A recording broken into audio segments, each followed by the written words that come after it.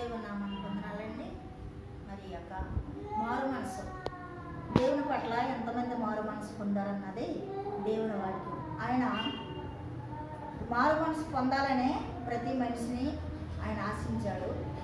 అలాంటి మారు మనసు ఎవరు పొందారంటే జక్కయ్య తన యొక్క అన్యాయపు రాబడి నుండి మరి అది పాపం అని తెలుసుకొని మారు మనసు పొంది మరి ఆయన గృహానికి మరి యేసుప్రభు వారిని ఆహ్వానించినప్పుడు ఆయన గృహానికి రక్షణ వచ్చిందని తలంచాడు, మార్పు చెందాడు.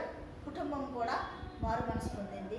అలాగే పాపపు స్త్రీ కూడా తను చేసినవన్నీ కూడా పాపమని ఒప్పుకుని యేసయ్య పాదాలు తన కన్నీరుతో కడిగి మరి తన పాపాన్ని ఒప్పుకొని మరి యొక్క పాపపు స్త్రీ కూడా మారు మనసు పొందింది. మరి నువ్వు నేను కూడా నశించిన దాన్ని వెతక రక్షించడానికి ఆయన మనిషి కుమారులుగా లోకానికి వచ్చాడు కాబట్టి మనము కూడా మారు మనసు పొందాలని